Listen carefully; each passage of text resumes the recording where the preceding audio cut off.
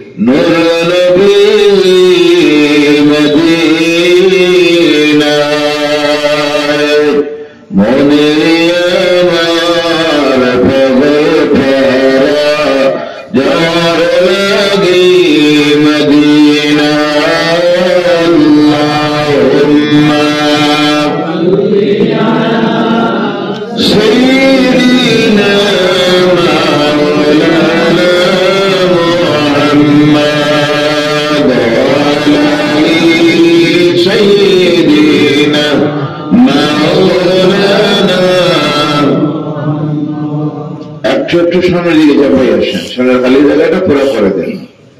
মহব্বতের আল্লাহ নামের জিকির করুন। সুবহানাল্লাহ ওয়ালহামদুলিল্লাহ। সরে বাচ্চাগুলি পিছনের দিকে দেন, বাচ্চা পিছনে দেন, আপনারা সামনের দিকে চাপিয়ে আসুন। সুবহানাল্লাহ ওয়ালহামদুলিল্লাহ ওয়ালা ইলাহা ইল্লাল্লাহ। সুবহানাল্লাহ ওয়ালা ইলাহা ইল্লাল্লাহ। হাসবি রাব্বি জাল্লাল্লাহ। নূর মুহাম্মদ সাল্লাল্লাহ, নূর মুহাম্মদ সাল্লাল্লাহ, নূর মুহাম্মদ সাল্লাল্লাহ। লা ইলাহা ইল্লাল্লাহ। সুবহানাল্লাহ আলহামদুলিল্লাহ ওয়া লা ইলাহা ইল্লাল্লাহ। লা ইলাহা ইল্লাল্লাহ।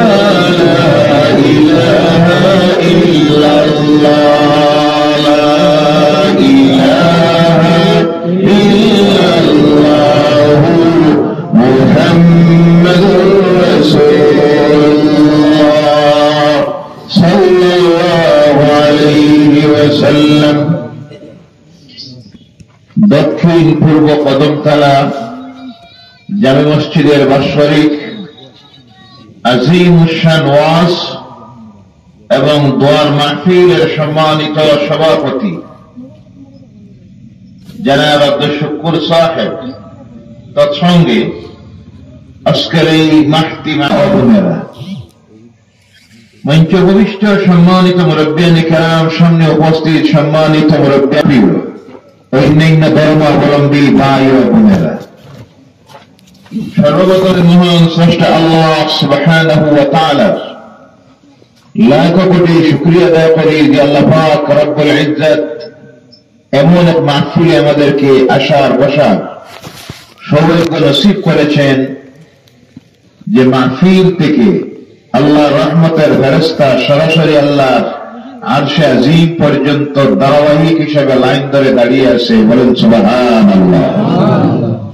যদিও উপস্থিতির সংখ্যা আমরা কম, কিন্তু যে মাহফিলে আমরা বসে আছি আকাশের নিচে জমিনের উপরে, এইভাবে মাহফিলগুলি সবচেয়ে সম্মানিত মাহফিল আল্লাহ দরবারে। বলেন সুবহানাল্লাহ। কারণ এখানে আলোচনা হবে কার কালামের? আওয়াজ করে কথা বলেন, কার কালামের? আপনাদের ঠান্ডা বেশি লাগতেছে নাকি? তাহলে বলুন ইনশাআল্লাহ। আল্লাহ যেন নির্ধারিত সময় পর্যন্ত তার কুদরতের সাহায্য দিয়ে মাহফিল পরিচালিত করেন এবং আমাদেরকে বসার জন্য তৌফিক দেয়। সকলে বলেন আল্লাহুম্মা আমিন। ভাইয়েরা আমার, আল্লাহ সুবহানাহু ওয়া তাআলা এমন এক কালাম, তার কালাম কোরআনুল কারীম এ জমিনের মধ্যে বিশ্ব মানুষের জন্য দিয়েছেন, যে কিতাবের সবচেয়ে বড় বৈশিষ্ট্য হলো, সবচেয়ে বড় মুআজিজা হলো, মানুষ যত পড়ে তত মজা লাগে। বলেন সুবহানাল্লাহ। যতই মানুষ আলোচনা শুনে ততই তার মজা লাগে। বলুন আলহামদুলিল্লাহ। যার কারণে এক সমীক্ষায় দেখা গিয়েছে বর্তমান পৃথিবীতে বিভিন্ন ধর্মগ্রন্থগুলি আছে, তো এক সমীক্ষায় দেখা গিয়েছে সবচেয়ে বেশি পৃথিবীর মানুষের জবান দিয়া যে কিতাব, যে বই, যে বুক উচ্চারিত হয়, তিলাওয়াত করে মানুষ, আবৃত্তি করে, সেই কিতাব হল আল্লাহর কালাম কোরআনুল কারীম। বলেন সুবহানাল্লাহ।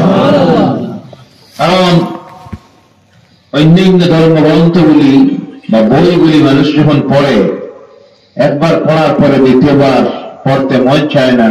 তার কারণ হল বাকি সমস্ত ধর্মগ্রন্থগুলি, পৃথিবীর অন্যান্য বইগুলি, ইতিহাস বলুন, গল্পের বই বলুন, কবিতা বলুন, সব দুনিয়ার মানুষের লিখিত। কার লিখিত? আওয়াজ করে কথা বলেন, কার? একমাত্র অদ্বিতীয় কিতাব যেটা দুনিয়ার কাহারও লিখিত নয়, স্বয়ং আল্লাহ রাব্বুল ইজ্জতের কালাম। বলেন সুবহানাল্লাহ। আল্লাহ পাক রব্বুল আলামিন এমন এক কিতাব দিয়েছেন, যে কিতাবের একটা আয়াতের উপরে যদি কোনো মানুষ আমল করে তাহলে তার দুনিয়া আখিরাতের জীবনের পরিবর্তন এসে যায়। বলুন সুবহানাল্লাহ। একটা আয়াতের উপর যদি কোনো মানুষ আমল তৈরি করে নেয়, ইহকালীন জীবন হয়ে যায় শান্তির জীবন, মৌত হয়ে ইজ্জতের মৌত, পরকালীন জীবন হয়ে যাবে শান্তির জীবন, আখিরাতে তার চিরস্থায়ী বাসস্থান হবে আল্লাহর দেওয়া সবচেয়ে বড় নিয়ামত, যার নাম হলো বেহেশত, জান্নাত। বলে সুবহানাল্লাহ।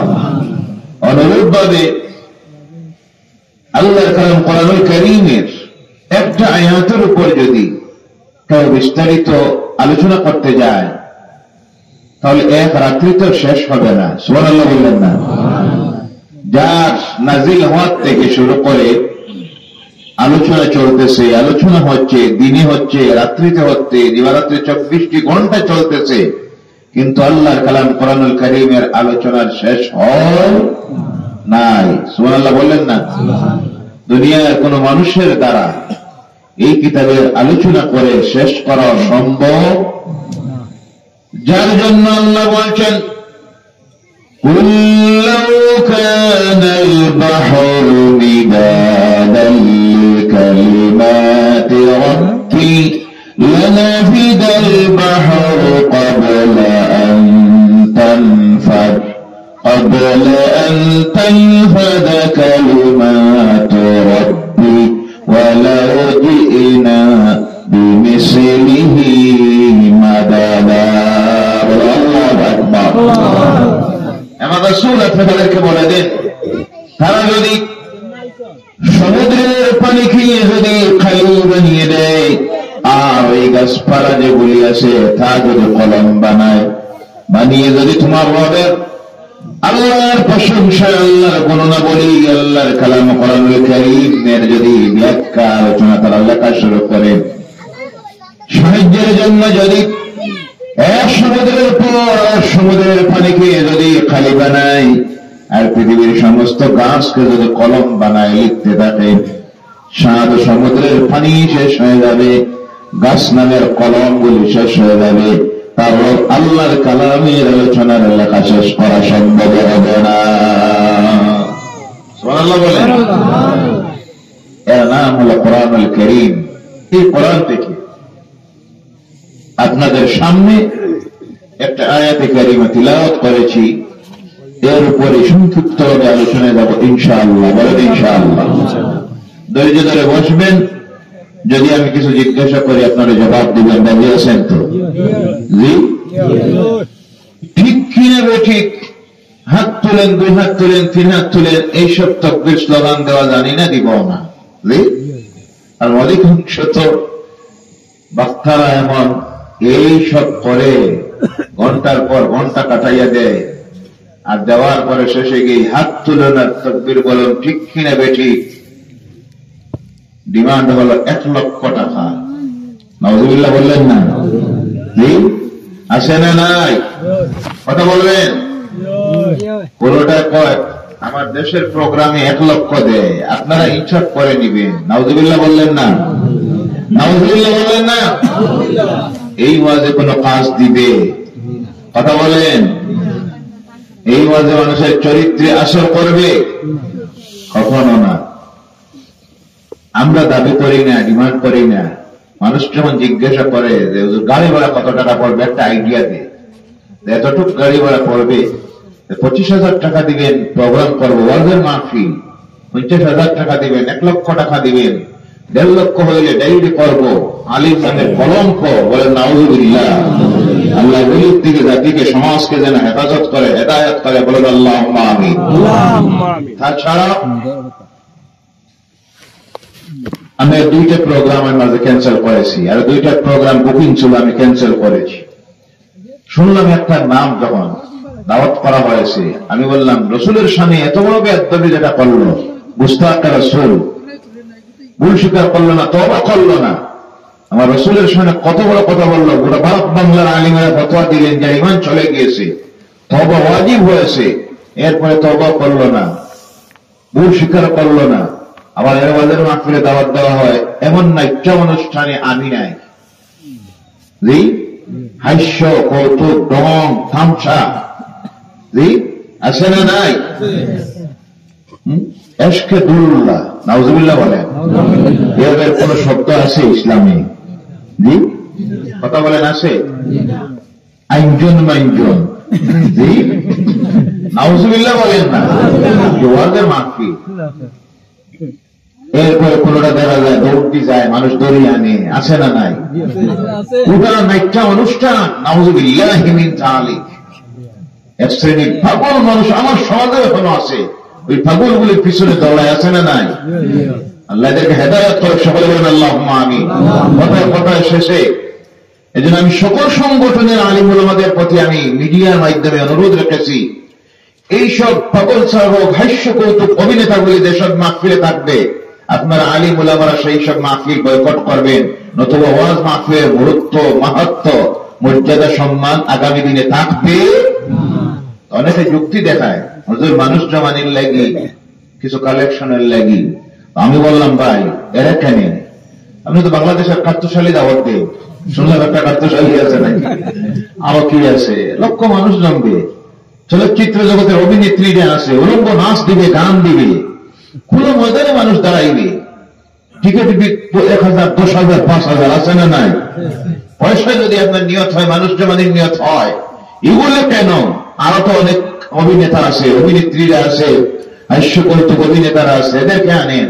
ওয়াজের নাম দিয়া আল্লাহর কালামের অবমাননা, ওয়াজের মাহফিলের মর্যাদা ইজ্জত নষ্ট করা আমরা চাই না। কথা বলেন ঠিক কি না? আল্লাহ সব কিছুর থেকে আমাদেরকে হেফাজত করুক। সকলে বলেন আল্লাহুম্মা আমিন।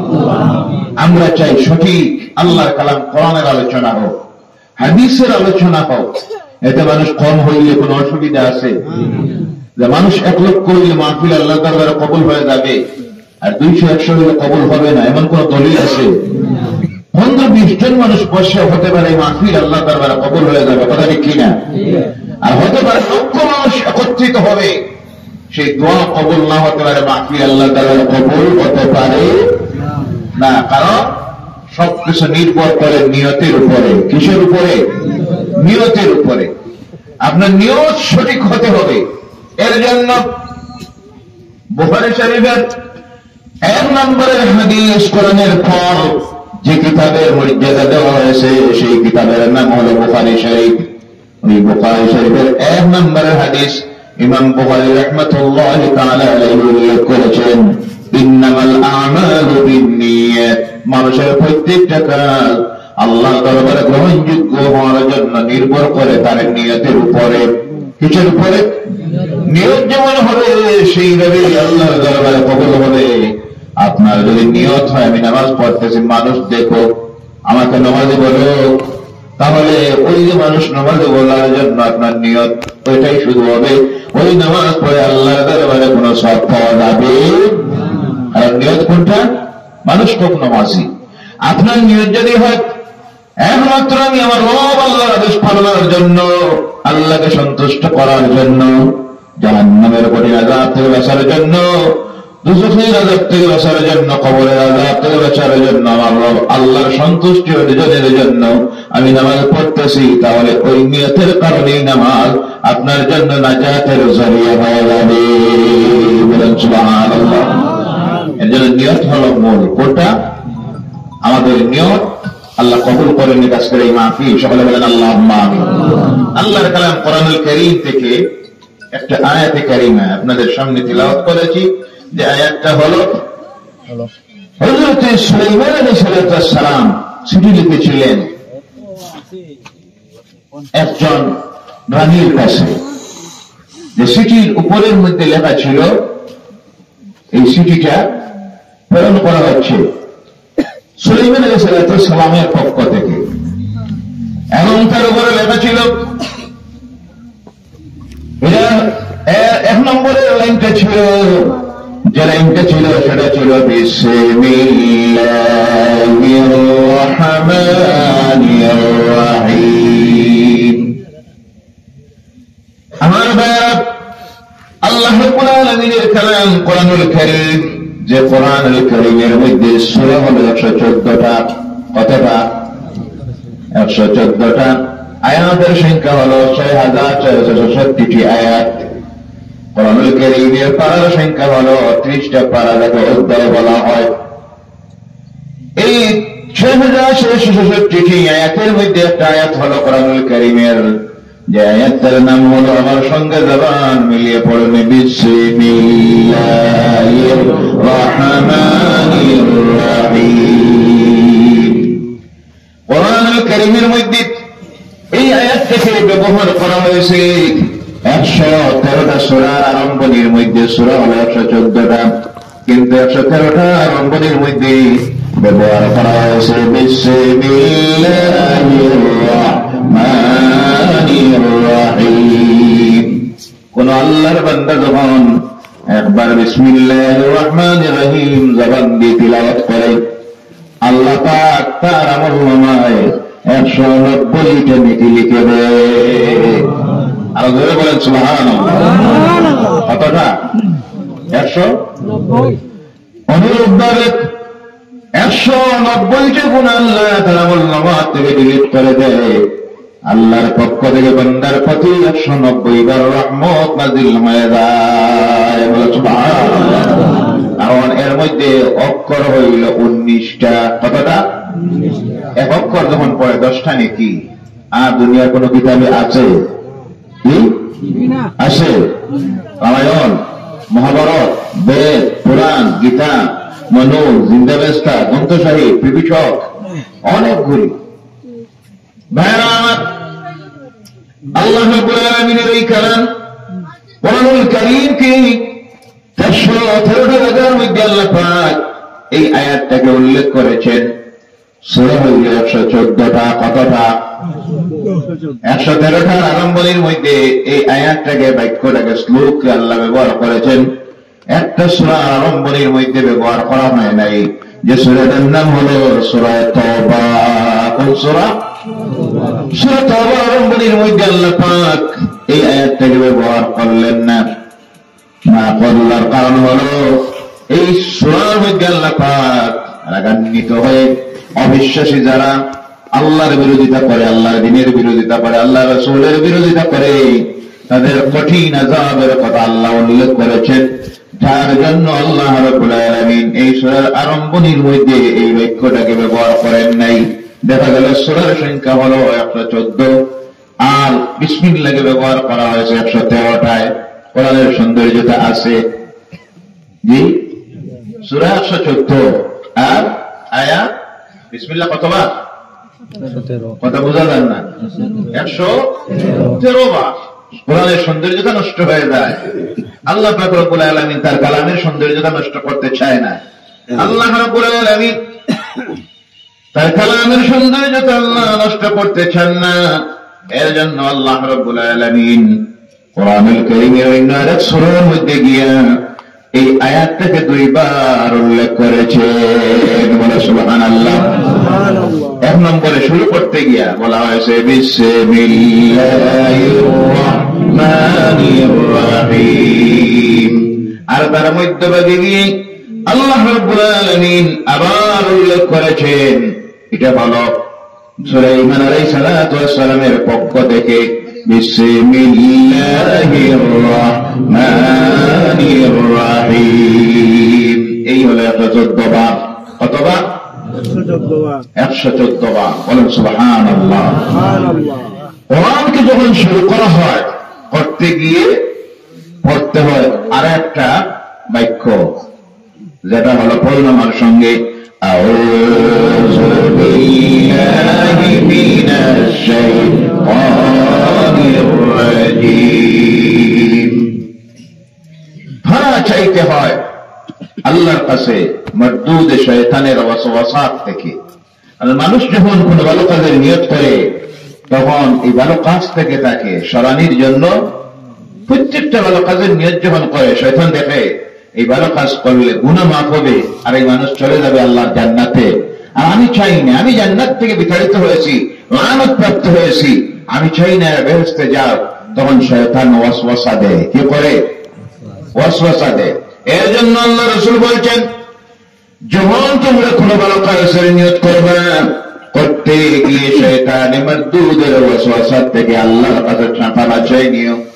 এর জন্য আল্লাহ পাক তার কালাম কোরআনুল কারীমের মধ্যে বলেছেন, কোরআন যখন তিলাওয়াত করবা, কোরআনের আলোচনা যখন শুরু করবা, কোরআন লেখা শুরু করবা, কোরআনের ব্যাখ্যা যখন করবা, তখন তোমরা পড়িও কি فَإِذَا قَرَأْتَ الْقُرْآنَ فَاسْتَعِذْ بِاللَّهِ مِنَ الشَّيْطَانِ الرَّجِيمِ। আল্লাহু আকবার।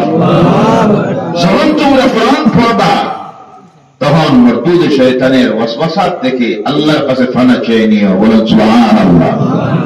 আমরা আলোচনা করব আল্লাহর কালাম থেকে। কার কালাম থেকে? তাহলে পানা চাইতে হবে কার কাছে? কার ওয়াসওয়াসাত থেকে? শয়তানের। কার? শয়তানের ওয়াসওয়াসাত থেকে। আল্লাহ যেন আমাদেরকে হেফাজত করে। সকলে বলেন আল্লাহুম্মা আমিন। 2 নম্বরে যে শব্দ দিয়ে মানুষ তার প্রত্যেকটা কাজ শুরু করতে হয়, মুমিন যারা, মুসলমান যারা, তারা জানে এদের সব কিছুর মালিক যিনি, তার নাম আল্লাহ। তার নাম আল্লাহ। আমাদের রবকে, প্রতিপালককে।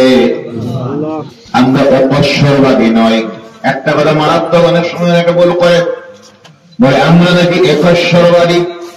আমরা একশ্বরবাদী নই। একশ্বরবাদী বলা হয় যারা এক ঈশ্বরের প্রতি বিশ্বাস করে। আমরা ঈশ্বরের প্রতি বিশ্বাস করি না, আমরা বিশ্বাস করি আল্লাহর উপরে। তার উপরে ঈশ্বর আল্লাহ এক জিনিস নয়, এই আলোচনা অনেকবার করেছি। বোধ আল্লাহ এক জিনিস নয়, ভগবান আল্লাহ এক জিনিস নয়, পরমেশ্বর আল্লাহ এক জিনিস নয়। দিন আর রাতের ডিফারেন্স। এর জন্য অনেকে অনেক সময় বলে মুসলমানরা যারা তারা একেশ্বরবাদী, মানে এক ঈশ্বরের উপর বিশ্বাস করে, এটা মারাত্মক বড় কথা। আমরা ঈশ্বরে বিশ্বাস করি না, আমরা বিশ্বাস করি আমাদের রব যিনি, তার নাম হলো আল্লাহ। তার নাম সেই আল্লাহ রাব্বুল আলামিনের নামে শুরু করতে হয়। এই জন্য আল্লাহ পাক তার কালাম শুরু করতে গিয়ে আল্লাহ শুরু করতেছেন বিসমিল্লাহির রাহমানির রাহিম।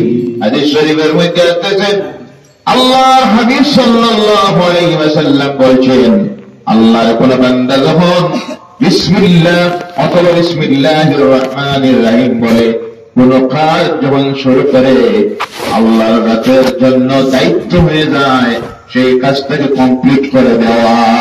সুবহানাল্লাহ। তো সেটাতে আল্লাহর পক্ষ থেকে রহমত নাযিল হয়। বলুন সুবহানাল্লাহ। আজ থেকে আমল করবেন ইনশাআল্লাহ। বলেন ইনশাআল্লাহ। প্রত্যেকটা কাজ শুরু করতে গিয়ে আমরা করবো কার নামে? কার নামে? খাওয়া শুরু করতে কার নামে?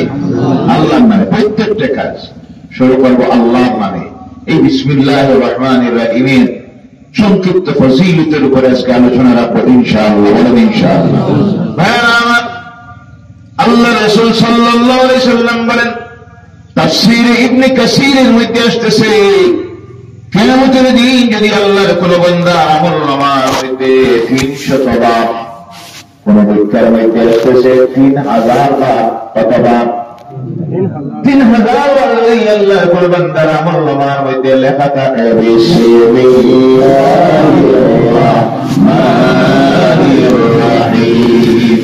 আল্লাহ কিয়ামতের দিন সেই বান্দাকে হাসরের ময়দানে জায়গা দিবেন তার আরশে আজিমের কিনারায়। সুবহানাল্লাহ। বলেন সুবহানাল্লাহ। তাহলে যদি আমরা প্রত্যেকটা কাজ শুরু করতে গিয়ে কোরআনের প্রথমেই আয়াতটা দিয়ে যদি শুরু করি, তাহলে একদিন হবে আমার আমলনামায় হাজার হাজার বার বিসমিল্লাহ লেখা হয়ে যাবে। আল্লাহ জানি আমল করার তৌফিক দেন। সকলে বলেন আল্লাহুম্মা আমিন। শুধু আল্লাহ পাক তাকে তার আরশে আজিমের কিনারায় জায়গা দিবেন তা নয়, ওই হাদিসের মধ্যে আসতেছে সেই দিন আল্লাহ পাক রব্বুল আলামিন সেই বিসমিল্লাহ পাঠ করে সুপারিশে 70 জন জাহান্নামীকে জাহান্নাম থেকে মুক্ত করে দিবে। সুবহানাল্লাহ। নাই? সুবহানাল্লাহ। সুবহানাল্লাহ। কি বরকত, কি ফজিলত।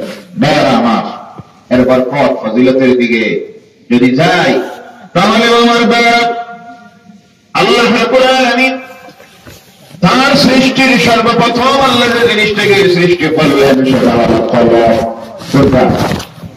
আর হাদিসের মধ্যে আসতেছে আল্লাহর হাবিব সাল্লাল্লাহু আলাইহি ওয়াসাল্লামের নূর।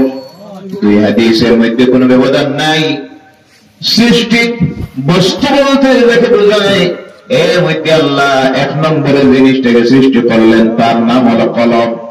কলম সৃষ্টি করার পর আল্লাহ কলমকে বললেন, কলম রে তুমি লেখ।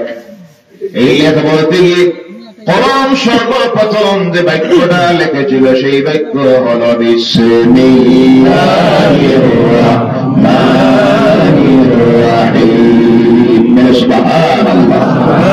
যতবার আয়াত তিলাওয়াত করব সঙ্গে পড়বেন। রাজি আছেন? একবার পড়লে কত নাকি বলে বলেন না? আগে বললাম 190। সুবহানাল্লাহ।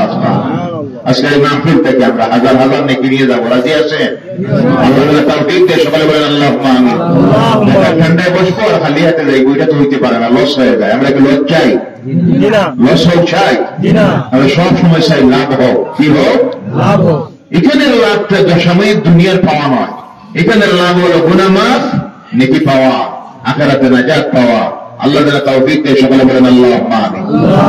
কলম লিখলাম আল্লাহ রাসূল সাল্লাল্লাহু আলাইহি সাল্লাম বলেন, আর হাদিসের মধ্যে আসতেছে যে ব্যক্তির আমলনামার মধ্যে 300 বার বিসমিল্লাহির রাহমানির রাহিম এটা থাকবে, আল্লাহ কিয়ামতের দিন তার হাতের মধ্যে একটা পতাকা দিবেন। সুবহানাল্লাহ। আল্লাহ সে বান্দার আল্লাহ আরশ আজিমের কিনারায় গিয়ে পতাকা হাতে নিয়ে দাঁড়াবে, আর আল্লাহ পাক সেই দিন তাদের সুপারিশে 12,000 জাহান্নামীকে দুজখীকে দুজখ থেকে আল্লাহ নাজাত দিয়ে দিবেন। বলেন সুবহানাল্লাহ। আর একটু চাপাই আছে, তাহলে আরামও লাগবে, ঠান্ডা লাগবে না। ও আমার বাপ, আল্লাহ রাব্বুল আলামিন অন্য হাদিসের মধ্যে আসছে 352 জানার মধ্যে 4000 বার বিসমিল্লাহির রহমানির রহিম লেখা থাকবে। আল্লাহ পাক তার সদাইছে 12,000 জাহান্নামীকে জাহান্নাম থেকে মুক্ত করে দিবে।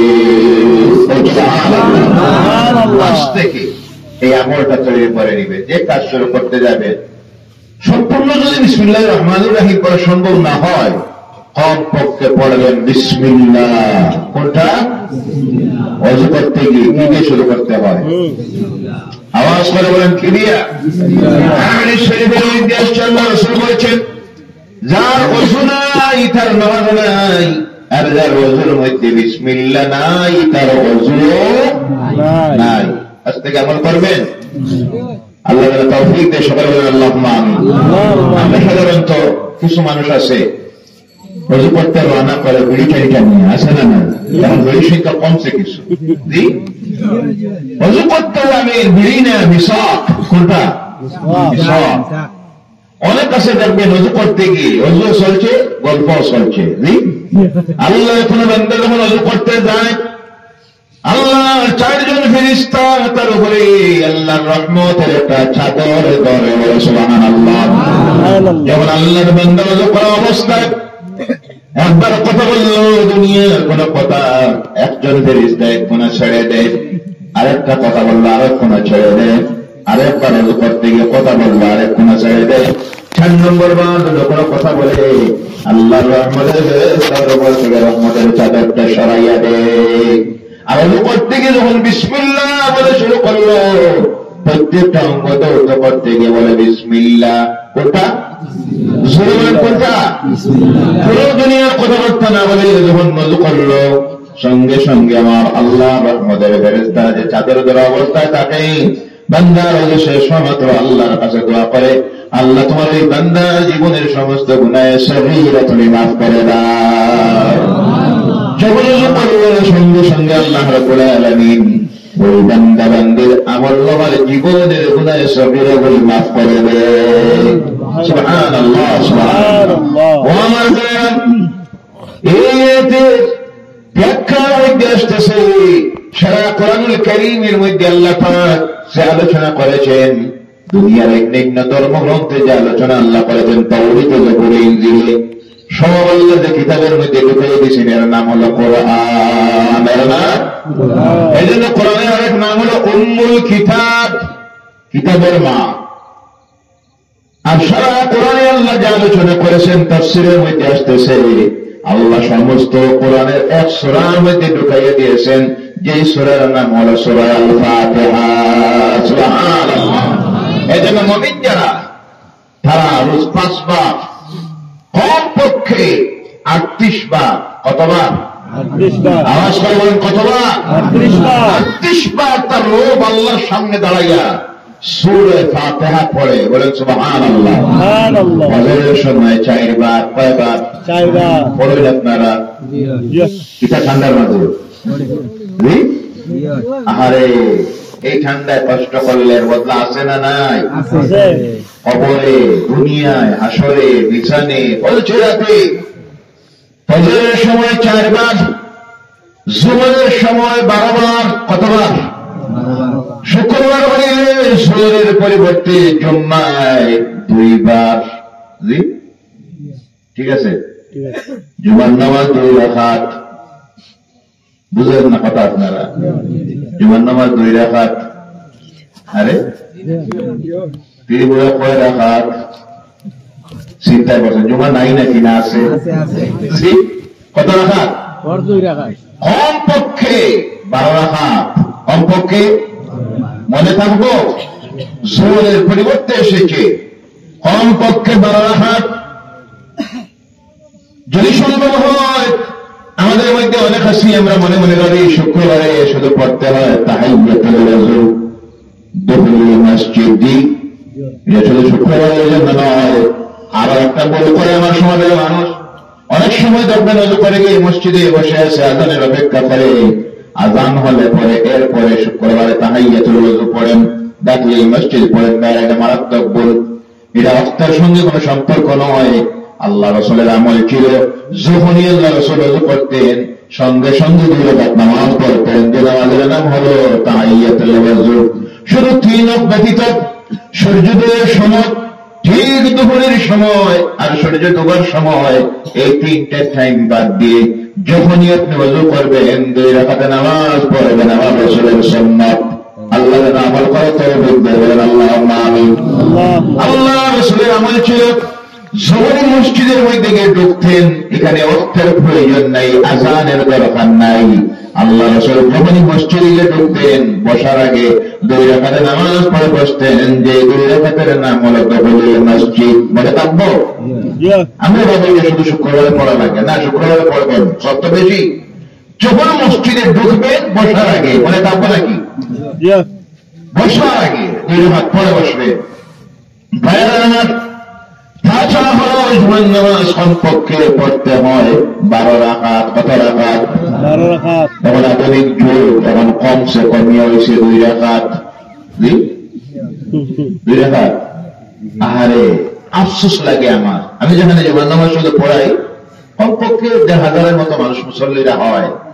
কতদিন ওয়াজ করলাম, কিন্তু এরপরে দেখা যায় যে দোয়া শেষ 2 রাকাতের পরে 500-700 মানুষ বাইরে চলে যায়। ছোট বাচ্চাও নাই, তার কোনো মুরব্বীও আছে, জোয়ান আছে, আছে না নাই?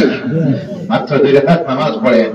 কোন মসলায় আপনি, কোন মসবের মানুষ, কে আপনাকে এই মসলাটা দিল জুমার নামাজ 2 রাকাত?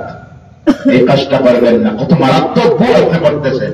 কত কষ্ট করে মসজিদে আসলেন শুক্রবারে, অনেক ডিউটি ছেড়ে দিয়া, কি মুবারক দিন।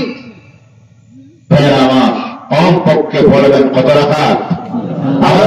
কত রাকাত? 12 রাকাত। আজ থেকে আমল করবেন, আল্লাহ তৌফিক দিয়ে সকলে বলেন আল্লাহুম্মা আমিন।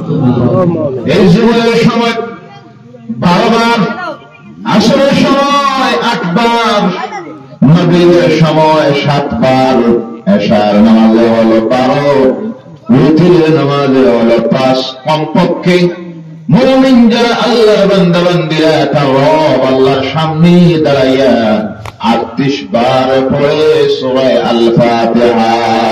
বলে সুবহানাল্লাহ। এই সূরা না পড়লে নামাজ হয় না।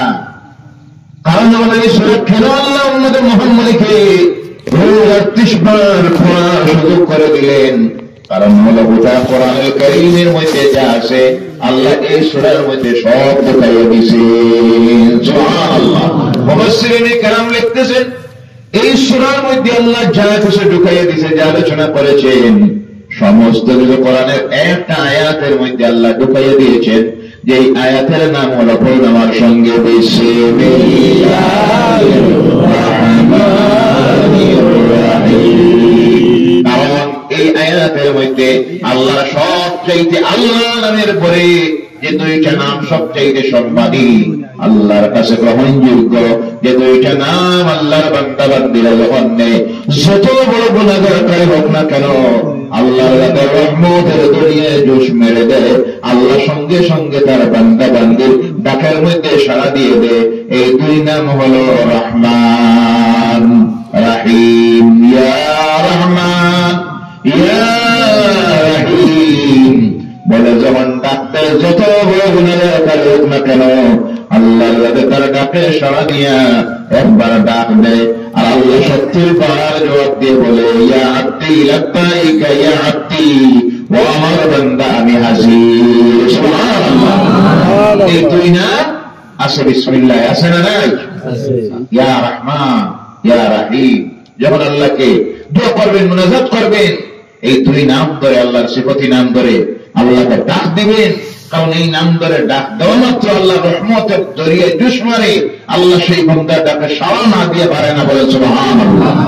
গভীর রাত্রিতে বেশি করে সারা দুনিয়া যখন ঘুমিয়ে যায়, রাত্রি 3 ভাগ করে 2 ভাগ যখন চলে যায়, মুসিবতের মধ্যে পড়েছেন, অসুস্থ হয়ে গেছেন, ব্যবসায় লস মারতেছে, রুজি নাই, চাকরি নাই, কারবার নাই, দুনিয়ার কারোর কাছে বলার দরকার নাই, বলেন ওনার কাছে যার কাছে কইলে ফিরাইয়া দেয় না, এমন একজন আসেননি না? না, বাদশা ঔরঙ্গজেবের কাছে, শাহজাহানের কাছে একজন ফকির গিয়েছে ভিক্ষা ছোঁয়ার জন্য। আর আপনি যে ভাবলো বাদশাকে একটু ফ্রি পাওয়া যাবে, দিনের বেলায় তো বাদশা ব্যস্ত থাকেন, রাত্রিতে যদি যাই বাদশাকে একটু ফ্রি পাওয়া যাবে, আর চাইলে বাদশা সেই সময় কিছু দিবে। দেওয়ার পরে গেলে বাদশা করে নাই, খবর নিল বাদশা কোথায়, খবর বলা হলো বাদশা গভীর রাত্রি হলে মসজিদে চলে যায়। সুবহানাল্লাহ বলেন। দিল্লি যাওয়া মসজিদ, দিল্লিতে গেলে দেখবেন মুঘল সম্রাটেরা যারা এই দেশকে শাসন করেছিল তাদের অগণিত স্মৃতিগুলি এই দেশে আছে না নাই? সেই দিল্লির যাওয়া মসজিদে বাদশা শাহজাহান গিয়ে ঢুকেছেন, ফকির পিছনে পিছনে যায়, যে মসজিদের দরজার সামনে বসে আছে, অপেক্ষা করতেছে। বাদশা বাইরে হলে এর কাছে কিছু চাইব, বাদশা মানুষ তো বেশি দিব, কিন্তু ফকির দরজার সামনে বসে তার মনের ভুল ধারণা ভেঙে গেছে। বাদশার দিকে তাকায়, আরে দেখে আরে গোটাই ভারতবর্ষের শাসক বাদশা শাহজাহান, ওই শাহজাহান সৈদানের মধ্যে গিয়ে পড়েছে, আর 2 চোখের পানি ছেড়ে দিয়ে কান্দিতেছে, আয় আল্লাহ, আমি শাহজাহান তোমার কুদরতের কদমে সৈদা দিয়ে বলতেছি, মাবুদ তুমি ছাড়া আমার এলাকার মালিক কেউ না। সুবহানাল্লাহ। বাদশা নামাজ শেষ করে মুনাজাত করে যখন বাইরে হচ্ছেন, ফকির দাঁড়িয়ে আছে, কিছু বলে না। বাদশা বললেন, ফকিরকে তুমি কেন রাত্রিতে এখানে, কিছু বলার আছে নাকি বলো? ফকির বলল, বাদশা এসেছিলাম যে কারণে, এখন কিন্তু আর বলবো না। কারণ হয়েছে কি? এসেছিলাম আপনার কাছে কিছু চাওয়ার জন্য, কিন্তু মসজিদের দরজায় বসে দেখলাম আপনার কাছে আর চাওয়ার দরকার নাই, কারণ আপনি যার কাছে চাইতেছেন যে আপনাকে ব্যবসায়ী দিতে পারে, আমি ফকির যদি তার কাছে চাই আমাকে তো সেও ব্যবসা বানাইয়ে দিতে পারে। এর জন্য আমি আজ থেকে তোমার কাছে চাবো না, কারোর কাছে যাবো না, তোমার যে ব্যবসা বানাইছে আমি তার কাছে আজ থেকে চাবো। বলে সুবহানাল্লাহ। চাইবো কার কাছে? আওয়াজ করবেন কার কাছে? অসুস্থ হয়েছে চাইবো কার কাছে? মুসিবতে পড়েছি চাইবো কার কাছে? রুজি নাই চাইবো কার কাছে? ব্যবসা নাই চাইবো কার কাছে? চাকরি নাই চাইবো কার কাছে? কারণ ওর কাছ থেকে যদি মঞ্জুর হয়ে যায় দুনিয়ার কোনো কিছু আমার দরকার হবে না। ইন্নাল্লাহা ইয়ারযুকু মান ইয়াশাউ বিগাইরি হিসাব। আল্লাহ যখন কাউকে দিতে চায় দে, তখন দিতে গিয়ে কোনো হিসাব নাই, বিনা হিসাবে আল্লাহ দেয়। সুবহানাল্লাহ। এই জন্য রাত্রি যখন গভীর হবে, এই আল্লাহর দরবারের মধ্যে দাঁড়িয়ে যাবেন, সত্যের মধ্যে গিয়ে পরে ডাক দিবেন, ইয়া রহমান ইয়া রহিম ইয়া আরহামার রাহিমিন। যত বড় গুনাহগারকারী হও না কেন, তোমার রবকে যদি তুমি সেই সময় ডাক দেও, সঙ্গে সঙ্গে তোমার ডাকে সাড়া দিবে। সুবহানাল্লাহ। এই জন্য শরীফের মধ্যে আসতেছে, আপনি 3 ভাগ করে 2 ভাগ চলে যাওয়ার পর আল্লাহ রহমত, আল্লাহ দুনিয়ার উপরে আকাশের মধ্যে এসে যায়, আর দুনিয়ার মানুষকে আহ্বান করতে থাকে, ও আমার বান্দারা বান্দিরা, কেউ অসুস্থ আমার কাছে চাও, কেউ অভাবী আমার কাছে চাও, কেউ গুনাহ করেছে আমার কাছে চাও, খারিজের অভাব আমার কাছে চাও, ঋণগ্রস্ত হয়ে গেছে আমার কাছে চাও। এই মুহূর্তে তোমরা যা চাইবে আমি আল্লাহ কখনো ফিরাইয়া দিব না। আমরা কিন্তু চাই না, আমরা চাওয়া জানি না, চাওয়ার মতো চাইলে সেই রব কখনো ফিরাইয়া দে না। ও আমার বারা, এই বিসমিল্লাহির রহমানির রহিমের কি বরকত আল্লাহ রাব্বুল আলামিন দিলেন। হযরত সুলাইমান শুনেছেন একজন নবীর নাম, জি, তিনি শুধু নবী ছিলেন না, সারা পৃথিবীকে এক সময় আল্লাহর একজন নবী শাসন করেছিলেন, বাদশা ছিলেন।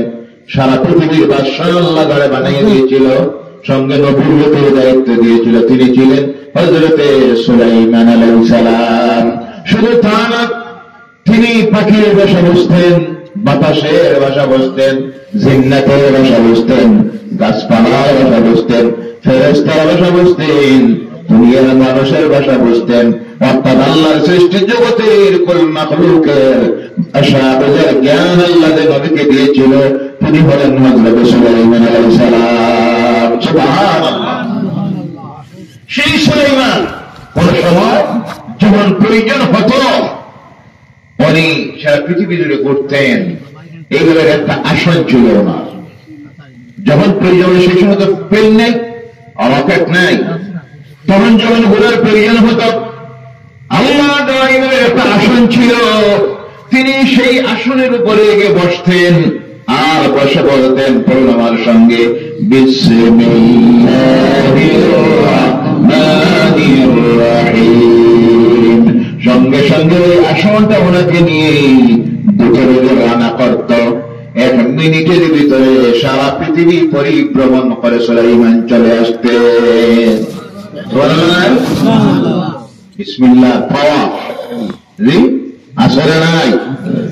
হযরত মূসা আলাইহিস সালাম আল্লাহর নবী, অনেক নামটা ইতিহাস আপনারা জানেন।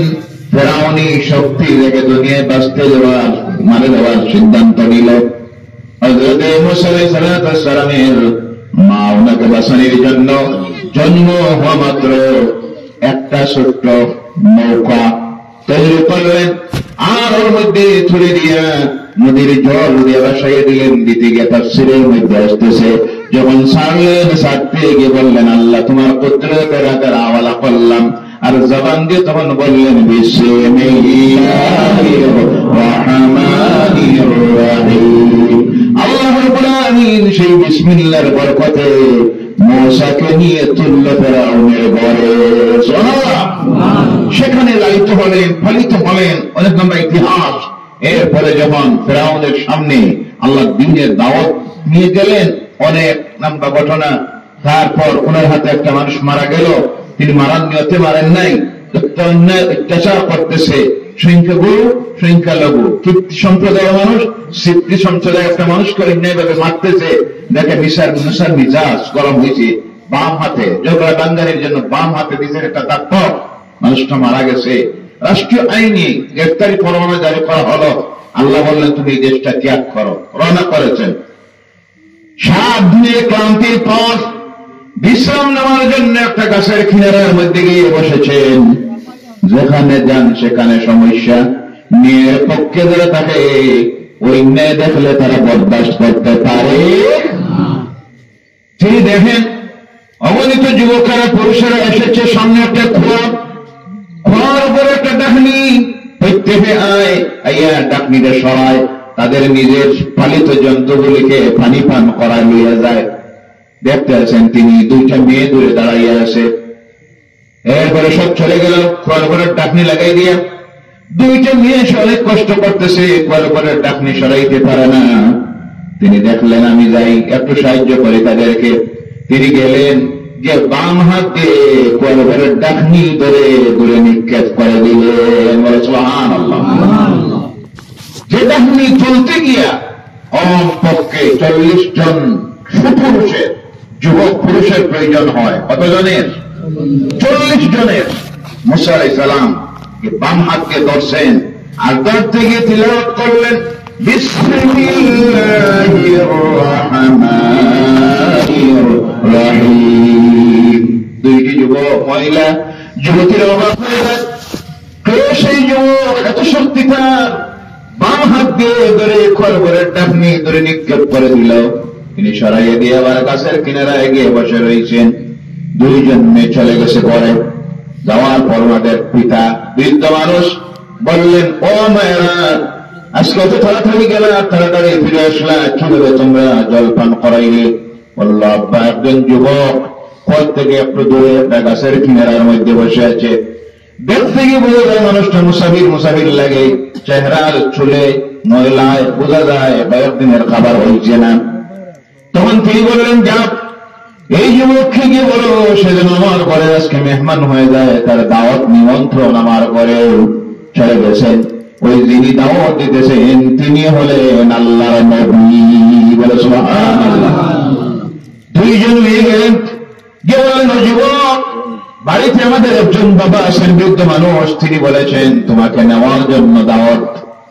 বৃদ্ধ মানুষের কথা শুনে ওনার দিল নরম হয়ে গেছে। তারপর 7 দিন হয়ে গেছে, খাওয়া দাওয়া নাই, রওনা করবেন।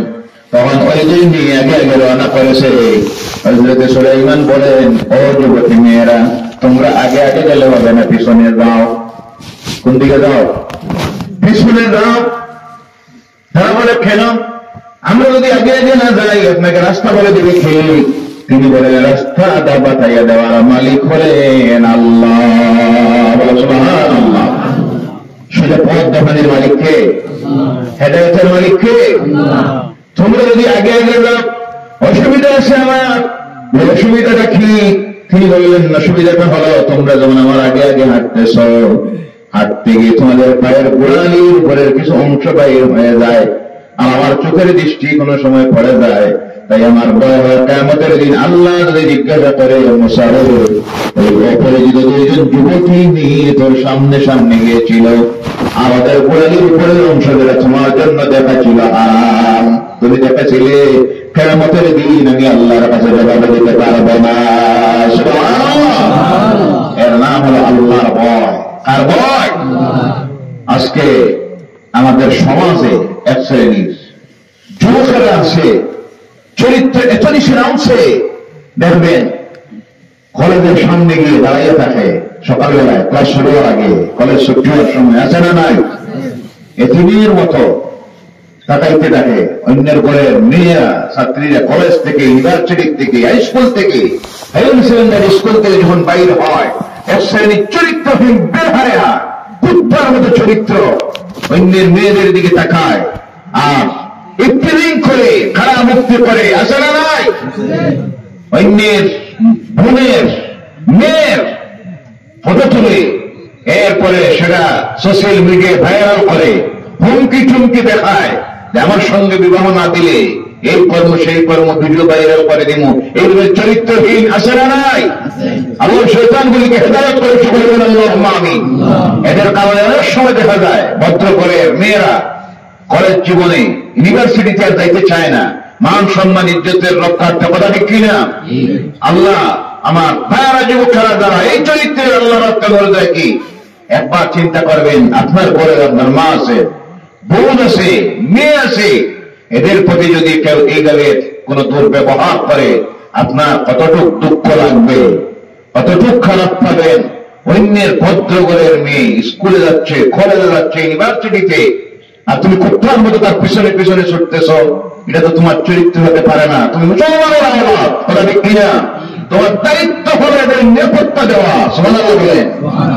তার প্রমাণ মক্কার সেই সময় এমন অবস্থা তৈরি হয়েছিল, যুবতী মেয়েরা রাত্রে তো দূরের কথা, দিনের বেলায় 12টায়, 1টায়, দুপুরের বেলায় ঘর থেকে বাইর হতে গিয়ে তারপরে কর্তব্য সতীর্থ রক্ষার্থে, ইজ্জত রক্ষার্থে ভয় ছিল অপহৃত হয়ে যাইতে পারে, দর্শিতা হইতে পারে। আজকে আমাদের এই পৃথিবীর মানুষ কত বর্বরতার দিকে যাইতেছে। কোন সময় দেখবেন সোশ্যাল মিডিয়ায় 7 বছরের 8 বছরের শিশু কন্যা দর্শিত হচ্ছে, এরপর তাকে হত্যা করা হচ্ছে। বললেন না, সুস্থ মস্তিষ্কের কোন মানুষ এই কাজ করতে পারে না। আজকে কিছু সংখ্যক মানুষের চরিত্র জন্তু জানোয়ারের চাইতে আরো নিকৃষ্ট হয়ে গেছে, আছে না নাই? ফুলের মতো জান্নাতের ফুল 5, 6, 7 বছরের শিশু কন্যার প্রতি যে নির্মম ব্যবহার করে, হত্যা করে, এইভাবে নাফরমান জালিম গুলিকে আল্লাহ হেদায়েত করে। সকলে বলেন আল্লাহুম্মা আমিন। সেই সময় মক্কার জমিনে একজন যুবতী মেয়ে গণনাচক্রে, রাত্রি হয়ে গেছে, গভীর রাত্রি, রওনা করেছে মক্কার রাস্তা দিয়ে, আর চিন্তা করতেছে এই রাস্তায় আমার সতীর্থর হেফাজত করা সম্ভব হবে না, যে কোনো মুহূর্তে আমি অপহৃত হয়ে যাইতে পারি, দর্শিতা হইতে পারি, কিন্তু যাইতেই তো হবে, পথ হারিয়ে গেছে। হঠাৎ করে দেখি সামনের দিক থেকে একজন যুবক আসতেছে। যেমনি দেখেছে তার মনের মধ্যে এই চিন্তা ঢুকে গেছে, এর হাতে আমি নির্যাতিত হব, অপহৃত হব, দর্শিত হব, হত্যাও আমাকে করতে পারে। তার হাত ভাব দেখে ওই যুবক সঙ্গে সঙ্গে বলে, মা তুমি ভয় করিও না। সঙ্গে সঙ্গে এই যুবতী অবাক হয়ে যায়, এই মক্কার জমিনে কি এমন যুবক আছে যে আমাকে মা বলে সম্বোধন করল। চিন্তা করছে, আরে যুবক খেয়ে যুবক যুবতীটির সামনে এসে বলে, তুমি ভয় করিও না, কারণ তুমি ভয় করতেছো মক্কার অবস্থা দেখে। এই মক্কায় গভীর রাত্রে কেন দিনের বেলায় একাকি কোনো মহিলা ঘর থেকে বাইরে হয় না, তার সতীত্বের হেফাজত করতে পারবে না, দর্শিত হবে, অপহৃত হবে। তুমি জানো না আমি কে? এই মাত্র আমি আল্লাহর নবী মুহাম্মদ রাসূলুল্লাহ সাল্লাল্লাহু আলাইহি সাল্লামের হাতের মধ্যে হাত রেখে আমি পড়ে এসেছি, লা ইলাহা ইল্লাল্লাহু মুহাম্মাদুর রাসূলুল্লাহ। আমি ঈমান এনেছি, এই মাত্র আল্লাহর দ্বীন ইসলাম আমি গ্রহণ করেছি, আমি আল্লাহ রাসূলের সাহাবী হয়ে গেছি। ও মা, তুমি জানো না ইসলাম আমাদেরকে শিখাইয়া দেয় মুহাম্মদ সাল্লাল্লাহু আলাইহি সাল্লামের শিক্ষা হলো, ও সময় কোন যুবতী মেয়েকে যদি পাও, তারা নিরাপত্তা দেও, তার হেফাজত করো, তারা গন্তব্যস্থলে নিয়ে পৌঁছাইয়া দাও। চলো তুমি আমার সঙ্গে, তোমার বাড়ি কোথায় আমি তোমাকে নিয়ে পৌঁছাইয়া দিব। এই বলে মেয়েটা আগে আগে পিছনে পিছনে, যুবক আগে আগে রওনা করে। মেয়ে বলে দে ডান দিকে, বাম দিকে। এইভাবে মেয়েটা যখন যুবকটাকে সঙ্গে নিয়ে তার বাড়িতে গিয়ে পৌঁছে গেছে, মা বাপকে ডাক দেয় গভীর রাত্রি। মা বাপ যখন দরজা খুলেছেন, দেখেন সঙ্গে একজন যুবক। তারা ভাবতেছেন আমার মেয়েটা নিশ্চয়ই নির্যাতিতা হয়েছে, দর্শিত হবে, কারণ গভীর রাত্রিতে একজন যুবক সঙ্গে।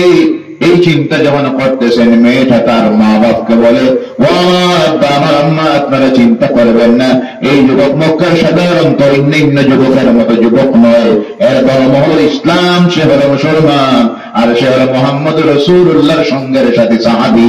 এ আমার নিরাপত্তা দিয়ে দিয়ে গোটা রাস্তাটা আমাকে এনে দিয়ে আমার ঘরে পৌঁছাইয়া দিয়েছে। ও মুসলমান যুবকেরা, তরুণেরা, আজকে তোমার চরিত্র কোথায় গেছে, কোথায় গেছে? এক একটা তো এমন অবস্থায় গিয়ে পৌঁছেছে, আজকে দুঃখ লাগে। মুসলমান হয়ে অন্য ধর্মের মেয়েদেরকে অপহরণ করতেছে, আছে না নাই? নাউযুবিল্লাহ বলেন। এই শয়তানগুলিকে আল্লাহ হেদায়েত করে চলে বলেন আল্লাহুম্মা আমিন। ভাইরা আমার, এরপরে বলতেছিলেন হযরত মূসা আলাইহিস সালাম চলে গেলেন দাওয়াত পাওয়ার পর, যার ঘরে তিনি হলেন আল্লাহর নবী হযরত শুআয়ব আলাইহিস সালাম। সুবহানাল্লাহ। ওনার কোন ছেলে নাই, দুইজন মেয়ে। হযরত মূসা আলাইহিস সালাম সেখানে গেলেন। যাওয়ার পর শুআয়ব আলাইহিস সালাম প্রস্তাব দিলেন, এই যুবক, তোমাকে দেখতে তো বোঝা যায় তুমি আল্লাহর নবী। বলে সুবহানাল্লাহ। তোমার বাড়ি কোথায়? তিনি বললেন আমার বাড়ি হলো মিশর। তোমার নাম? বলে আমি হলাম মূসা আলাইহিস সালাম। বলেন সুবহানাল্লাহ। তুমি আমার বাড়িতে থাকো। তিনি ওনার বাড়িতে থাকতে বললেন না, আপনি বৃদ্ধ মানুষ, আপনার রুজি রোজগারের ব্যবস্থা নাই, আমি আপনার বাড়িতে থাকবো না। আর আপনার দুইজন যুবতী মেয়ে, আমি যদি এখানে থেকে কোনো সমস্যায় পড়তে হবে। তখন তিনি বললেন, আমি তোমার প্রতি প্রস্তাব দিতেছি, আমার ওই মেয়েটা, বড় মেয়েটা, যার নাম হলো সফিরা, তুমি বিবাহ করে না। তিনি বিবাহতে রাজি হবেন, কিন্তু বললেন মোহর দেওয়ার মতো আমার কাছে কিছুই।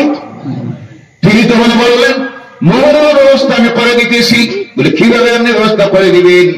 তিনি বললেন, শুআয়ব আলাইহিস সালাম বললেন, এই দেখো আমার ছাগলের পাল, বেলার পাল, 8 বছর তুমি আমার ছাগলগুলির রাখাল করো, আমি তোমার একটা বেতন দিব, আর ওই বেতন জমা করে তোমার স্ত্রীর মোহর তুমি আদায় করে দিবে। সুবহানাল্লাহ। তাতে বোঝা গেল মোহর দেওয়া লাগেনি না? না, জি, দেওয়া ফরজ না সুন্নত?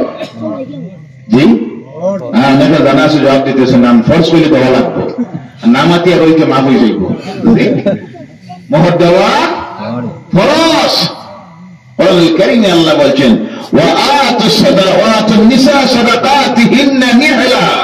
তোমরা তোমাদের স্ত্রীদের যে পাওনা যেটা মহ ইচ্ছায় আদায় করে দাও। বলো সুবহানাল্লাহ। এই বিসমিল্লাহ বরকত দেখেন হযরত মূসা আলাইহিস সালাম এরপরে যখন আবার ফেরাউনের সামনে আসলেন আল্লাহর দ্বীনের দাওয়াত নিয়ে, ফেরাউন বলল, মূসা তোর আল্লাহর ক্ষমতা কতটুক? আগামীকাল প্রমাণিত হয়ে যাবে। আমিও আল্লাহ আনাল্লাহ। বলেন নাউযুবিল্লাহ। পৃথিবীতে কয়েকটা কয়েকটা জালেম শাসক ছিল যারা তাদের ক্ষমতার বলে অনেক সময় তারা তাদের নিজেকে ঈশ্বর, আল্লাহ, ভগবান বড় দাবি করত। বলেন নাউযুবিল্লাহ। এর মধ্যে একটা ছিল ফেরাউন। কোনটা? এখনো আছে না নাই? আছে। তার মমিটা সুরক্ষিত অবস্থা এখনো আছে মিশরের রাজধানী কায়রোর মিউজিয়ামের মধ্যে আল্লাহ রাখাইয়া দিয়েছেন। তার বডিটা হেফাজতের মধ্যে। দুনিয়ার মানুষের জন্য আল্লাহ নিদর্শন রেখেছেন এই জালিমটা দুনিয়ায় কিভাবে জুলুম করে গেছে। এর দেখে দুনিয়ার মানুষ যেন সেই কথাটা স্মরণ করে আল্লাহ এইভাবে জালিমদেরকেও কিভাবে মওত দেয়। ওই ফেরাউন জমিনে রয়েছে না আল্লাহ দেখানোর জন্য তার লাশটা রেখে দিয়েছে। সেই তার সামনে গেলে পরে বলল, তোমার আল্লাহর ক্ষমতা কতটুক? আগামী করল দুপুর বেলায় এই ময়দানে আমিও যাইব, তোমার আল্লাহরেও ডাক দিও। নাউযুবিল্লাহ বললেন না? মূসা চিন্তা করলেন।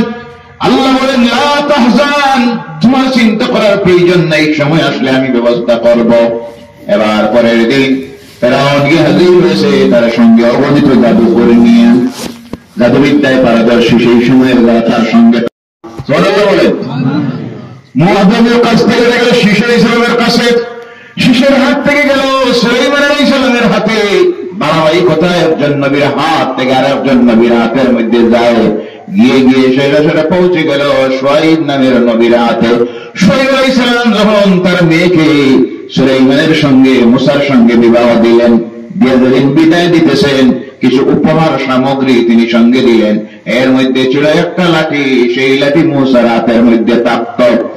আল্লাহর নবীদের হাত যে জিনিসের মধ্যে লেগে যায় আল্লাহ তার পাওয়ার বাড়াইয়া দেব। সুবহানাল্লাহ। নবীদের হাত ধরে ধরে আসতেছে এমন পাওয়ার আল্লাহ সেই লাঠির বাড়াইয়া দিল। জাদুকররা সামনে এসেছে, ফেরাউন সামনে এসেছে। ফেরাউন বলে, মূসা রে তোমার আল্লাহরে ডাক দেও। মূসা বলেন, আল্লাহ সে বলতেছে তুমি আমার জন্য। আল্লাহ বলেন, আমি আসার প্রয়োজন নাই, তোমার হাতের লাঠিটাই সেই কাজ করে দিবে। মূসা বলেন, আমার আল্লাহ আসার প্রয়োজন নাই, তুমি তোমার ক্ষমতা দেখাও। জাদুকরদেরকে বললো, জাদুকরেরা তোমরা ক্ষমতা দেখাও। জাদুকররা বিরাট বিরাট অজগর সাপ বানাইয়া ছাড়া শুরু করছে। মূসার দিকে যখন আসতেছে আল্লাহ বলেন, মূসা রে তোমার হাতের লাঠিটা তুমি জমিনে ছেড়ে দাও। আর ছাড়তে গিয়ে বলে, বিসমিল্লাহির রাহমানির রাহিম। এই বলে যেমনি লাঠিটা ছেড়েছেন ওই লাঠিটা হয়ে গেছে বিরাট অজগর সাপ। সুবহানাল্লাহ। জাদুকরদের সারা সব সাপ মুখ খুলে বসে আছে, আর একটা একটা করে সব ভিতরে ঢুকতেছে, একটা বার রইল না, সব ভিতরে ঢুকে গেল। ফেরাউন অবাক, আহারে মূসার আল্লাহ কি এত পাওয়ার, লাঠিটা দিয়া আমার সব জাদুকরের সাপ ভক্ষণ করে নিল। মূসা চিন্তা করেন, আল্লাহ এটার দড়ি আবার কিভাবে, বিরাট সাপ। আল্লাহ বলেন, মূসা রে লা তাহজান, চিন্তার প্রয়োজন নাই, সাপটার লেজের মধ্যে তুমি এবার হাত দিয়ে ধরো আর বলো, বিসমিল্লাহির রাহমানির রাহিম। বলা মাত্র যেমন হাত দিয়ে ধরেছেন ওই সাপটা আগের মতো লাঠি হয়ে গেছে। শেষ হয় নাই। বিসমিল্লাহর পাওয়ার কি নিয়ামত পাইলেন কোরআন, বুঝি না, আমল করি না। একটা আয়াতের উপর আমল করুন, দুনিয়া আখিরাতের জিন্দেগি উজ্জ্বল হয়ে যাবে। বলেন সুবহানাল্লাহ। ফেরাউন তাড়া করেছে, কোরআন ইতিহাস বলতেছে ফেরাউন তাড়া করেছে মূসা আলাইহিস সালামকে। মূসা দৌড়ানো শুরু করছেন বাঁচার জন্য, তিন দিকে ঘেরাও করে নিয়েছে ফেরাউনের শক্তি, তার সৈন্যবাহিনী।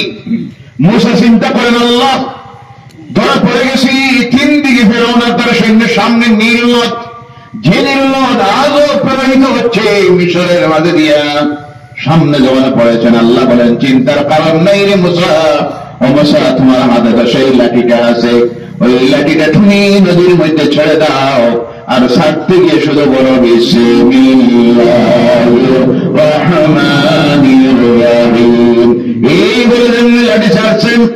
এক দুইটা নয়, সঙ্গে সঙ্গে নীল নদের মাঝে দিয়ে 12টা রাস্তা তৈরি হয়ে গেছে। কেন 12টা রাস্তা তৈরি হলো? মূসা আলাইহিস সালামের সঙ্গে 12 গোষ্ঠীর 12 গোত্রের মানুষ ছিল। কোরআনুল কারীমের মধ্যে আসতেছে, তখন যদি 4-5টা রাস্তা হয়, কে আগে যাবে কে পিছনে যাবে, ঠেলাঠেলি ধাক্কা লেগে যাবে। আল্লাহ চাইলেন যেন 12টা গোষ্ঠীর জন্য 12টা ন্যাশনাল হাইওয়ে বলে যায়, ওই রাস্তা দিয়ে তারা রওনা করেছেন। নীল নদে পাড়ি দিয়ে সেই পারে পৌঁছে গেছেন। ফেরাউনের মনের মধ্যে আসলো, মুসা যদি যাইতে পারে তার লাঠির পাওয়ারে আমি কেন পারবো? কিন্তু বুঝতে পারতেছে না মুসার হাতের লাঠির পাওয়ার বাড়াইয়ে দিয়েছেন কে? সে রওনা করেছেন, মুসা সেই পারে পৌঁছে গেছেন। নীল নদের মানুষ এমনি গেছে, আমার আল্লাহ বলেন নীল নদের পানি জালিমটার চিরদিনের জন্য পানির নিচে ঢুকাইয়া দিয়েছে। দুই দিক থেকে পানির ঢেউ এসেছে, রাস্তা বিলীন হয়ে গেছে। ফেরাউন আর তার সৈন্যবাহিনী নীল নদে ডুবে মরল, সৈন্যবাহিনী সব মরল। কিন্তু পানির জল, নদীর জল পানি তাকে জায়গা দেয় না, লাশটা উপরে ভেসে আসলো। অনেক চেষ্টা করা হয় নিচের দিকে দেওয়ার জন্য, যায় না। তুলে আনা হলো, মাটির নিচে চেপে দেওয়া হয়, মাটি জায়গা দেয় না। হাত থেকে আল্লাহ প্রমাণ রাখলেন, পৃথিবীতে যারা অন্যায় বিচার করে, মানুষের প্রতি জুলুম নির্যাতন করে, এদেরকে পৃথিবীর মাটি পর্যন্ত জায়গা দেয় ভাইরা। আমাদের কারণে গরিবের প্রতি অন্যায় করবেন না, এতিমের প্রতি অবিচার করবেন না। যে কোনো ধর্মের মানুষ হন না কেন, অন্য ধর্মের, এক ধর্মের মানুষ অন্য ধর্মের মানুষের প্রতি অন্যায় করবেন না, অবিচার করবেন না, নির্যাতন করবেন না, হিংসা করবেন না, বিদ্বেষ করবেন না। কারণ আপনি যা কিছু করতেছেন সব এই জমিন দেখতেছে, কথা ঠিক কিনা? একদিন আপনার আমার মুখমণ্ডল বন্ধ হয়ে যাবে। এই জমিন তোমার রব আল্লাহর কাছে তোমার সব কাজের সাক্ষী। এর কারণে কিতাবের মধ্যে আসতেছে, কোন নামাজি ব্যক্তি যখন মারা যায়, কোন মানুষ আওয়াজ করে বলেন কে? কোন নামাজি ব্যক্তি যখন মারা যায়, মারা যাওয়া মাত্র আল্লাহর সৃষ্টির কোন মাখলুক তার জন্য কান্দিতে থাকে আর আল্লাহর কাছে দোয়া করতে থাকে, আল্লাহ তোমার ওই বান্দাটার, ওই বান্দিটার জীবনে যা বল ত্রুটি হয়েছে তুমি মাফ করে দাও। শুধু তা না, ওই নামাজি ব্যক্তি জমিনে থাকা অবস্থায় পৃথিবীর যে জায়গায় মাটির মধ্যে সাজদা দিয়েছিল, ওই দিকে গিয়ে তার হাত, কপাল, নাক, হাঁটু, শরীরের যে অঙ্গগুলি জমিনের যে যে জায়গার মধ্যে লেগেছিল, 40 দিন পর্যন্ত সেই জায়গাগুলি কান্দিতে থাকে আর আল্লাহর কাছে দোয়া করতে থাকে, আল্লাহ তোমার বান্দা আজকে জমিনে নাই, যখন জমিনে ছিল 5 বার আমার উপরের মধ্যে তার নাক লাগাইয়া, কপাল লাগাইয়া, হাত লাগাইয়া, হাঁটু লাগাইয়া তুমি মাবুদকে সিজদা দিত, আজকে নাই। আল্লাহ আমি তোমার সেই মাটি তোমার কাছে সুপারিশ করতেছি, তোমার বান্দাটার বান্দির জীবনের গুনাহগুলি মাফ করে দাও। সুবহানাল্লাহ। তারা নামাজ পড়লে লাভ না লস? আমরা নামাজ পড়বে, সব রাজি আছে? রোজ কয়বার? 5 বারের পক্ষে তারা দেখিত সব বলুন আলহামদুলিল্লাহ। বলেন আলহামদুলিল্লাহ। সপ্তাহে একবারের পক্ষে কারা কারা নাই? সুবহানাল্লাহ, বলো সুবহানাল্লাহ। আমরা প্রত্যেকটা মুসলমানকে আল্লাহ তাআলা 5 ওয়াক্তের নামাজি বানাইয়া দেয়। সকলে বলেন আল্লাহুম্মা আমিন। বড় আফসোস লাগে, দুঃখ লাগে, মসজিদের আজকে অভাব নাই। মসজিদের অভাব আছে? যেখানে আছে মুসলমান সেখানে আছে মসজিদ, বলেন সুবহানাল্লাহ। আর সবচাইতে বেশি কয়েকটা দেশে মসজিদ আছে, এর মধ্যে একটা দেশ হলো আমাদের জন্মভূমি ভারতবর্ষ, বলেন সুবহানাল্লাহ। কিন্তু আফসোস লাগে, আফসোস লাগে, মাঝে আজ থেকে মাত্র কয়েকদিন আগে আমি প্রোগ্রাম থেকে দিন দেরি হয়ে গেছে বিশেষ কারণে, ফজরের নামাজের প্রয়োজন হলো রাস্তায়, একটা মসজিদের কিনারে যাওয়া পত্র আজানের আওয়াজ আসলো, আস্তে আস্তে মসজিদে ঢুকলাম, ঢুকে দেখে যে আজান দিল এও নাই। আমি চিন্তা করলাম গেল কোথায় মুয়াজ্জিন, দেখি না মুয়াজ্জিন সাহেব একটু দূরে ডাক দেয়, মুয়াজ্জিন সাহেব জামাত হয়ে গেছে নাকি? আপনি আরো সমস্যায় ফেলাইলা দেখি,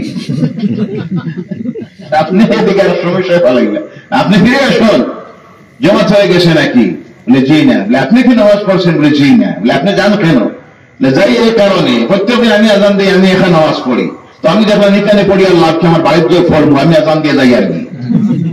নাউজুবিল্লাহ বলেন না? এইভাবে মসজিদ আছে না নাই? বিভিন্ন জায়গায় আছে না নাই? ইনসাফের সহিত বলুন, এইভাবে যদি একটা এলাকার মসজিদের অবস্থা হয়, মসজিদের বদদুয়াও আছে না নাই? কথা বলেন।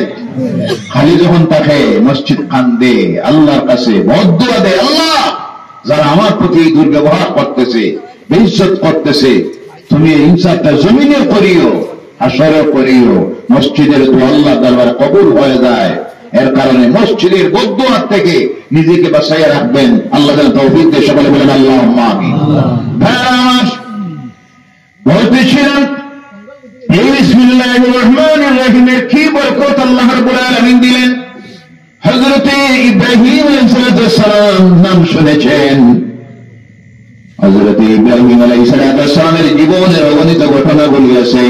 আল্লাহ কয়েকজন নবীকে বিশেষ বিশেষ পরীক্ষা নিয়েছে।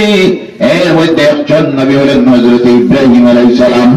ওই ইব্রাহিম আলাইহিস সালাম সর্বপ্রথম সেই নবী যাকে জ্বলন্ত আগুনের কুণ্ডের মধ্যে নিক্ষেপ করেছিল জালিমেরা।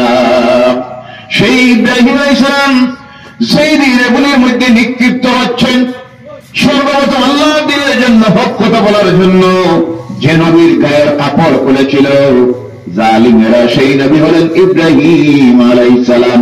উলঙ্গ করেছে আগুনে নিক্ষেপ করার জন্য।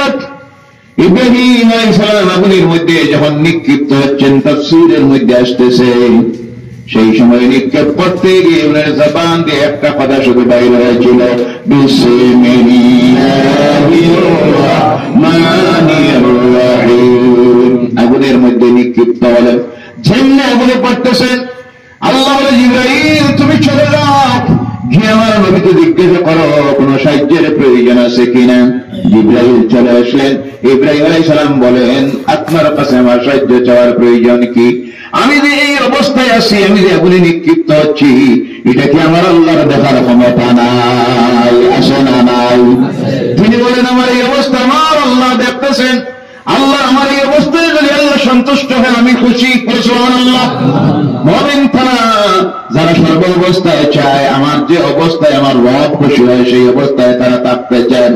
এবার যখন এই জবাব দিলেন, আল্লাহর পক্ষ থেকে অর্ডার সঙ্গে সঙ্গে জারি হয়ে গেল, কুল্লা ইয়া নারু কুনি বারদাও ওয়া সালামান আলা ইব্রাহিম।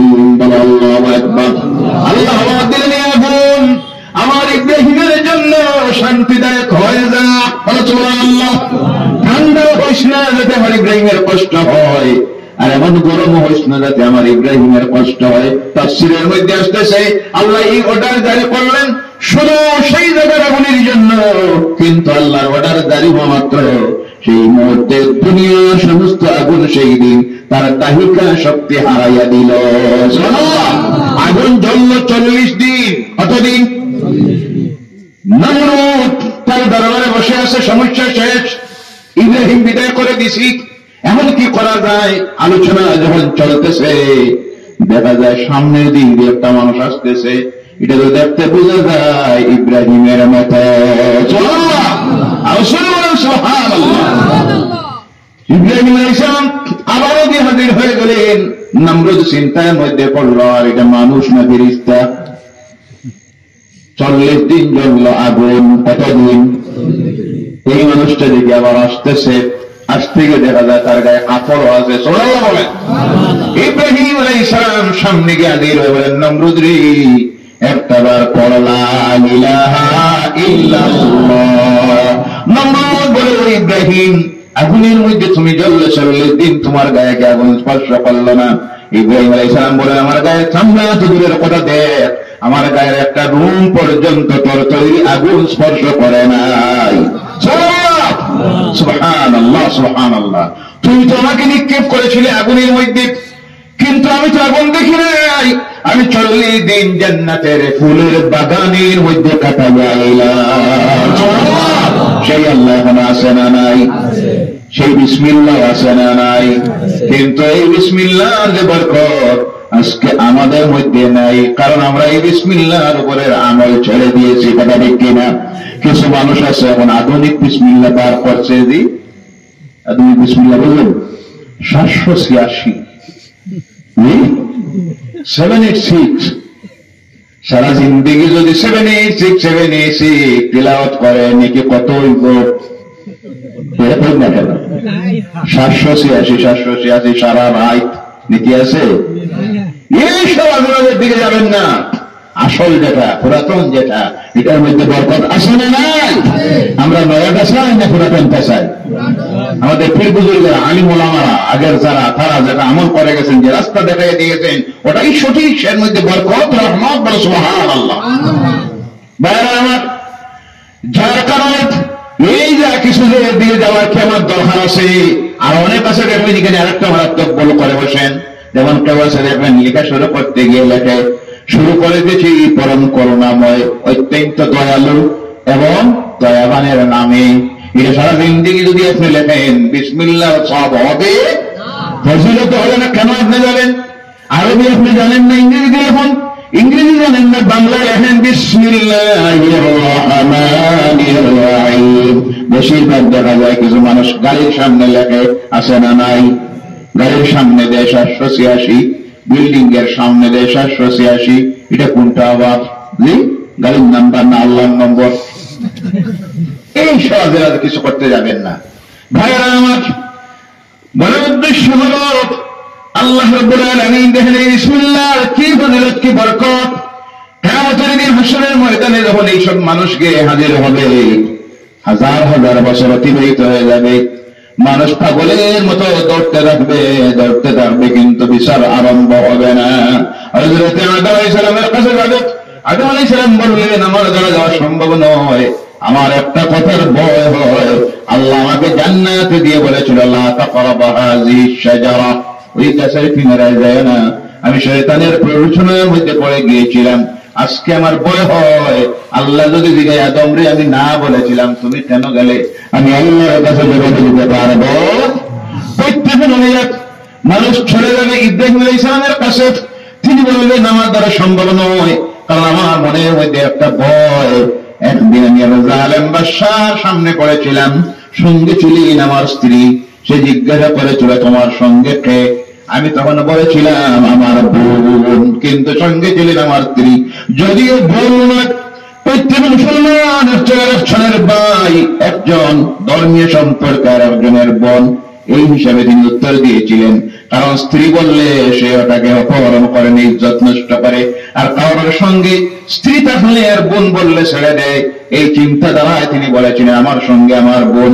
তিনি বলেন, আমার ভয় হয় আজকে যদি জিজ্ঞাসা করে, ইব্রাহিম রে তোমার সঙ্গে ছিল তোমার স্ত্রী আর তুমি বলেছিলে বোন, আমি আল্লাহর কাছে কি জবাব দিব?